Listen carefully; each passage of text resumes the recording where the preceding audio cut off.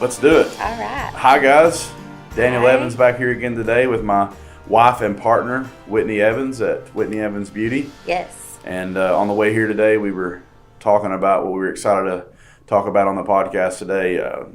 Really, it's been with us since we began this journey in the beauty industry. So today we want to talk about our culture and how that's affected us, our team, and everybody involved in this journey that we're on. So I want to start with asking Whitney a question that I think will pull some of the information out that we would like to talk about today. So Whitney, in the beginning, you've worked in suites, you worked in salon settings.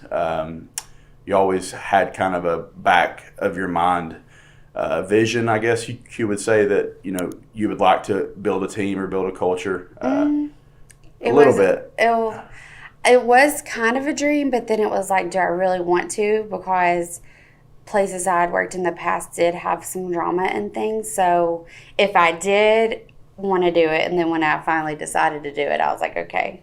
Right. Because there was a point in time I was like, heck no, because I saw what my owners I was working with are having to deal with when it came to culture. So, yes. 100%. And I think that's like the fear barrier. And a lot of people talk about the barrier of fear, that you talk yourself out of things because nothing's easy worth doing type stuff. No, it's not. So let's talk about how the web, we call it web, Whitney Evans Beauty Culture, was kind of defined in the beginning, because we still see its parts today. Yes. So nothing's really changed besides the team has grown Yes. and the belief system that we have has grown. But from the beginning, we had these principles that we stuck by. So I'd love to hear your part on that. I had a vision when I first came out on my own, was to just create like a super happy, welcoming environment. Like I wanted, it to be nice and the clients feel like a luxury coming to get their hair done. But I also wanted like a good feeling for them to come into, we're happy to see you, like we're still your friends, like it's almost like a hometown vibe, but super nice place to come. Obviously it was just me starting out. And then we kind of built our culture with, instead of hiring a bunch of people at once and trying to blend all those personalities, we hire like one person at a time. So then after me, I added Ashlyn. Then after me and Ashlyn were rolling, we added Jess. And then after all three of us were rolling, we added Hannah. And it's kind of trickled that way. We don't really just hire a bunch of people at one time to hire them. Like we wait until there's a need.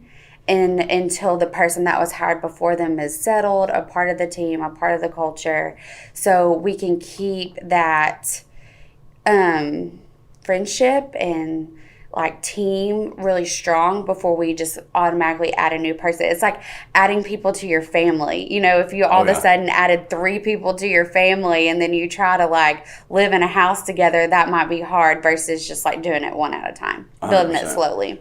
100%. I love that. And one thing that I've noticed since, I'm on the back end, I meet with everybody once a month. Obviously, I get to talk to you about it every single day. We're under the same roof. So I feel like instead of building like a factory, how you put machines in place and like this machine's supposed to do this much and this, it's more like a culture built on human interaction and love and caring and goals, and everybody knows where everybody stands. Yeah. And I feel like people like that. Yeah. That are instead of like, I know traditionally, like we've even set in some trainings for it and just kind of took what we liked from that and what we didn't with other like salon systems. We've kind of just created our own, I guess, in a way. And we do look at numbers and we look at performance, but we also look at the person as like a whole person and what their strengths and weaknesses are as a stylist, and create a plan specifically for them that fit within our culture. Because I feel like if people have goals, like if they have goals and they feel valued, like they're always going to show up their best. Versus like, I need you to hit this number. Like if you don't, like you're never going to succeed at our company. Sorry, bye. Like I don't really want to lead with fear that way. Like, cause I know I don't respond well to that. To each their own. I know everybody's different. Everybody's business is different. Whatever we say on here, it's just for, to help. And this is kind of how we do it. But I really try to look at the stylist as a whole person, not just their performance. Because most of the time, if something isn't hitting where it needs to be, it's because something we need to do in leadership to help them. Yes. That's been number one. Or they may have something going on, or a fear, or an extra training that they need to do to get to where they need to be. Absolutely. And I love fear because, and I've always, I think, told the girls this, that like, it's just like something that's there, but it's not real. Yeah. But it feels real. It's like a dream. Like you wake up, you're like, how is that not real? Like I just felt touched and everything about that. Yeah. But I always like to tell people, and people out here listening may have heard this before, but fear to me, and I know fear to you and fear to our culture, means false events appearing real. Because if you look at 99% of the things that you fear in your life, sometimes it's hard to look back and be like, man, that was so crazy. I thought of it like that. Because it is. Like whether your fear is double booking, right? Yeah. You've never done it before. You can. You're skilled in it. You've trained in it. Or whether your fear be hair extensions and the application method, whatever it may be, when you get on the other side of that fear, it's like going to the circus when you're a kid. It's like you get that huge release of like, I can do this. And I want to do this. And I feel like that is what we have loved as a culture to support, is people looking back and being like, man, I've come such a far way. So yes, and I think what's good about our culture too is into what creating that, like, really is like, it's utmost like number one rule to be a part of the Whitney Evans beauty team is that you cheer for each other, you help each other. Like, say you have, your friend working next to you, you can sense they're having trouble with something, instead of just being like, oh, well, she'll figure it out and rolling on and, being like, well, that girl may come back to me next time, kind of a single person mindset, which I've worked in salons that way, and it's terrible, especially as a new stylist. We all want to jump in and help each other. Like, let me help you formulate that. Let me help you dry your client out so you can stay on time. Like, let me help you make that person feel special. And then they gain that confidence in having a team that if maybe they get in the weeds, is what we call it, like you get behind or get in a situation that's uncomfortable as a stylist, which happens all the time. That you have a whole network of support with your coworkers to help you through it and help you learn, and that you're not just alone having to tackle this 100% thing and build your career. Like, you have a whole group of people with you. So I love that. And I always like to look at people that are achieving like what I want to achieve, or look at people that have a story about what they went through to achieve, the things that I'm going after, you're going after, or girls in the salon are going after. Yeah. Nobody ever tells a story of how they achieved something all on their own, and they had no help. And we always try to ride that home. And even our stylists that have been with us a long time really try to mentor the younger ones. Like, hey, like, this is okay. This is normal. This is everything we've been through too. Like, hold your head up, versus like having like a hierarchy. Like, I'm better than you. This is what we do. Like, we're trying, like, we all can't rise unless everybody rise, I guess. Yep.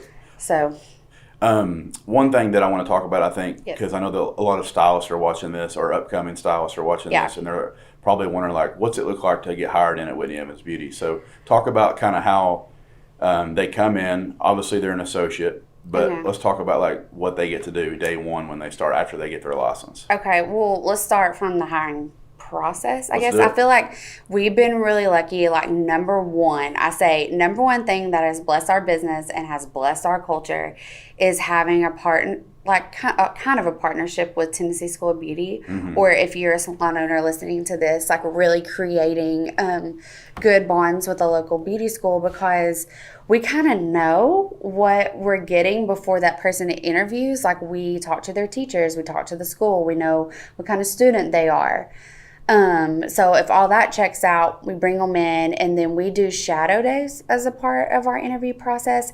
And that really tells if, like, their vibe is going to match our vibe for success for both people. Like, this isn't just for us to be like, oh, you're in the club or you're not. It's also for that stylist. Like, they may shadow with us and decide, you know what, like, I kind of want to do, like, facial services, and like that's something they don't offer, so I don't think this is the salon for me. Or I kind of want to do like any other kind of skill or something that maybe we don't specialize in. Then they will know, like, okay, like that salon might not be for me. So shadow days are for us both. They're for the salon and for the future stylist. But if, they come to their shadow day and everything's great, we love each other, they start to work, they're matched with a team member, sometimes two. They assist through the week, and then they automatically, after they get their license, get Saturdays as an opportunity day to take clients.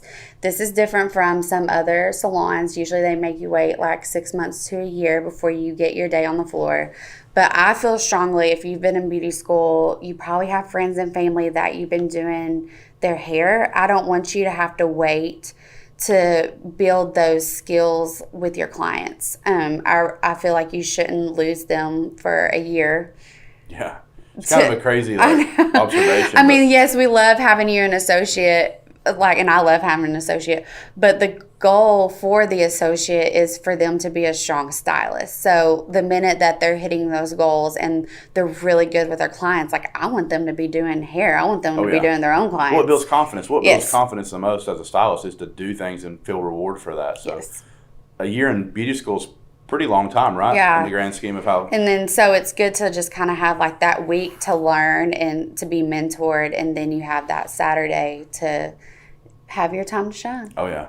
Well, and looking back, when we first started that with starting associates in the salon, we have girls after their first year, they're rolling, right? Yeah. So year 2, essentially, year 1's beauty school, year 2 salon, year 3, they're hitting goals, right? Yeah. So one-on-ones with us start that immediately, day, right? So let's even as an associate, let's crush day 1, which is Saturday, and then let's move towards that. Why don't you explain what one-on-ones are? Yes. Sorry, I get ahead of myself.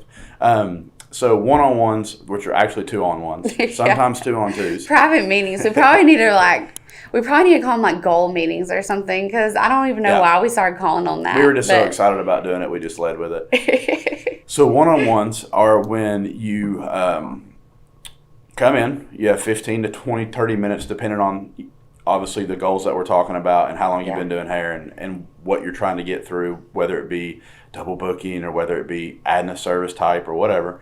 But behind that is a number that you want to hit, right? Mm-hmm. And whether that number be you want to do 4 colors on a Saturday on average, and that averages out to be X amount of dollars. And then your goal is to double that amount of dollars, but you have to have a second day to do that.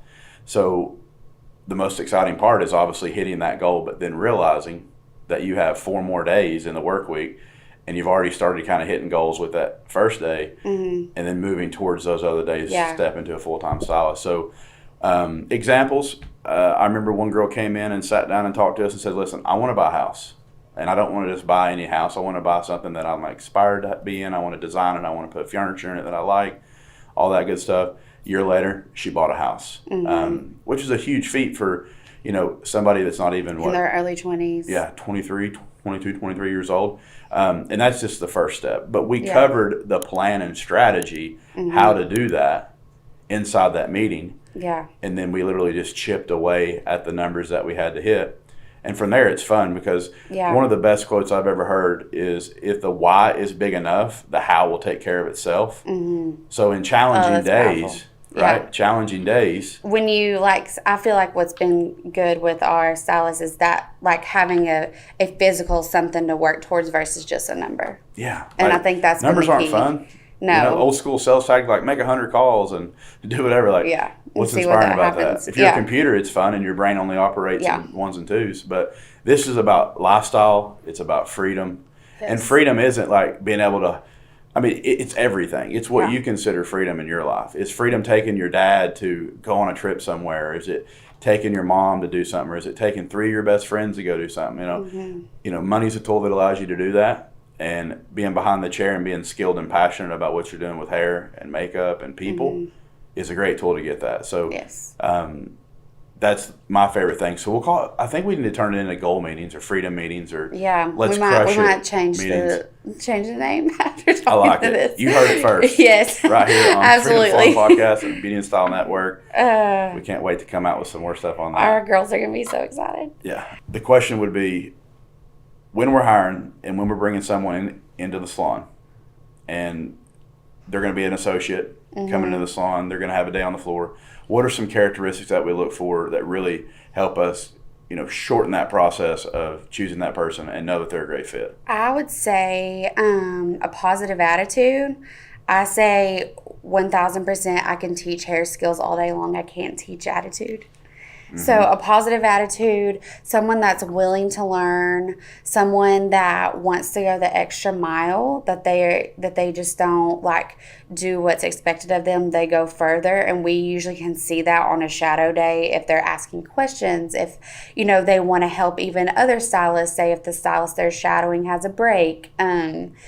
If they have a good reputation at the beauty school, 100% like that. Because obviously, like, we talk to them, we know, like, how your work ethic is. And if they already have goals, I love, like, we actually just hired a girl. I was so excited when I talked to her. She is about to be 20 this month, and her goal was to graduate school, have a job, and get her license by age of 20, and it's going to happen. So I really feel like being goal-oriented, having a positive attitude, wanting to be a team player, loving people, that's been a thing. And I feel like with this generation coming up, like, the one thing I've seen that's been harder for some people is just having a conversation and talking to people. And I think that's from like social media and stuff. So if someone's a people person and can easily like hold a conversation and talk, they fit well in our culture because we like to talk. And and it's easier to get to know somebody and love them, and if they're open and want to make friends, I guess. Absolutely. So. Well, and we see girls sometimes, or we have seen in the past, where a girl will just go all out on the work. Yes. But she kind of doesn't fulfill the conversation piece that client's looking for, and the client leaves kind of uninspired.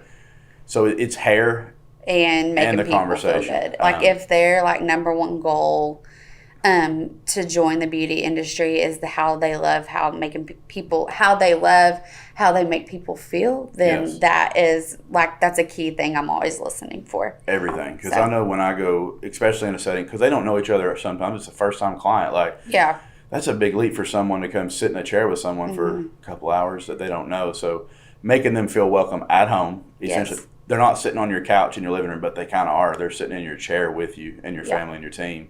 And making them feel so, knowing that you have a passion to make people feel better around you and feel better about themselves, I think is the key ingredient to absolutely doing the best that you can do and hitting your goals. And that's what we've seen. Like, that's a big characteristic for not only people to like join our culture, but to stay and have longevity in the salon. I think is to really like love making people feel good, talking to people, making friends, like, because that's one thing that's rewarding about our industry versus like doing something else, is that you really do make friends with your clients. And you get to be in their lives like the best days of their lives, like their wedding, before they have a baby, like any special event, like they tell you about. Like, sometimes I know my clients are pregnant before even like some of their family does, because they tell me before they get their hair colored. It's a big deal. And I feel like the people that thrive most in our culture are ones that see the big picture, not just the technical skills. Yeah, because it is a two-way street, without question. Yes. And we, talking about this, it's, a lot of information if someone just comes in and sits down and hears the story. But the reason we're so passionate about it, I think, is because we've had girls, on the team 4 or 5 years that came in and believed this same philosophy. And now the goals that they had, they've already achieved, and now they're setting new goals. So talk about like what all this ends up being for someone as a stylist. If they listen to it, it fits their values and their beliefs. What does that do for somebody that starts from day one to year 4? I mean, it's life-changing. Yeah. I mean, our first associate, Hannah, which she's coming on the podcast super pumped about it. Yeah. Like, she came just right out of high school, right out of beauty school, to now, like, she now owns a second home. Like, she's bought one home, sold it, owns a second home. Getting married, going on the vacation she wants, like driving the car she wants, doing things for her friends and family that she wants to do. So, I mean, it's everything. And then just 4 years, and it's really just like, and it's not that the path has been just like perfect. we've kind of had to perfect things in there. We've had to meet and do, but like I feel like if you're looking for a salon, anybody out there listening to this, and you want to know if you're in the right place, like always look to your leadership that they always want to help you. Like I feel like it needs to be a two-way street. I feel like that the biggest key to a culture is if your leadership wants to help you versus what can you do for them, then both parties are always going to win. And I feel like that's definitely the way we were with her. Like, yes, we had expectations with her, but then it's also like, hey, like, please tell us, like, we want to serve you, because I feel at the end of the day, like, being a leader is serving people. Like, people want to think it's like, oh, you're the boss, you do this, this, and that. But when it's exactly the opposite, like, you're checking in with each and every person, like, you have this responsibility for their careers and for their lives. Yeah. And you want to serve them to make sure that they're getting what they need from you. Well, and at some point, they become a leader in their own right. And that's what, and she's killed it. And then she's rose up, and now she's mentoring younger people too. And so, and that, like, as me, I cry, Lord, it just makes me like the happiest. Yeah. It's amazing. It's literally being able to see people's life completely change. Yeah. Because you create a win-win situation. Yes. It always needs to be, like, both parties always need to win in a culture. Like, without doubt. Yeah. When does Hannah come on the pod? Is it in November? November. Yeah. Stay tuned. Yes. She'll be the first of many of the girls coming in. Yes. I'm excited about all the different topics that are going to be. And I just think that, like, that's what culture is. Like, to me, it's like almost like a family working together for a common goal to, like, build better lives for themselves and the people around them. I mean, for any company, and I mean, we do hair, but I think that, we should care about each other. Like, I don't necessarily be like, okay, you do this, this, and this for me. Okay, bye. Like, no personal, like, that's not the way I roll. Yeah, that would feel like empty. And I think too, like, as far as drama in the salon industry, I think it's gotten a little better, because I think the good thing about this generation coming up, they have so much information, so they have a lot to learn and to stay busy and to film and to do with TikTok and everything, that kind of cuts down on that just nitpicky cattiness. I hope that's old school. Yeah. But I think that if you always are giving people something to do and to something to be inspired about, versus like you're just staying here and this is where you're always going to be, you can never move past it, I think that that's the key. Yeah. From hair machine to hair world hair team type deal. Yeah. And I think the industry's flipping over upside down on that. Yeah. I know there's some great salons in town that I can see that have that same viewpoint. And then if you get on the internet, you can see people all over the world, California, Texas, Atlanta, all that. So it's amazing. But, to end it on my end, I would say if you're coming out of beauty school and where am I going to end up? Where am I going to build my hair life? Where am I going to build my career? Go and look at 3 or 4 or 5 salons. Yeah. Give yourself time. I want people, like, when people come to us and decide if they want to be a part of our culture, like, I want them to have looked everywhere. Yep. Because I want to know that they truly love what we do and want to be where we are, versus like maybe seeing us on Instagram and think that that's what they want to do without trying everything else. Right. So had the experience. Yes. Right. It's like making it. You can't read a book about being a professional and go do it. You got to go experience it. So go experience. That's why shadow days are huge. That's why listening to the person that's going to hire you is huge. And if they have a podcast, listen to their podcast, right? Yeah. That's where you'll really learn, because they're talking about years of stories into 20, 25 minutes of time. Because, we've made mistakes along the way, too, of maybe thinking someone was the end-all, be-all, but it ended up not being a fit for our culture, too. So values have to match. Yep. I love it. Yep. All right. I think this podcast will serve some people, right? Hopefully. I like it. Thank you, bud. Thanks.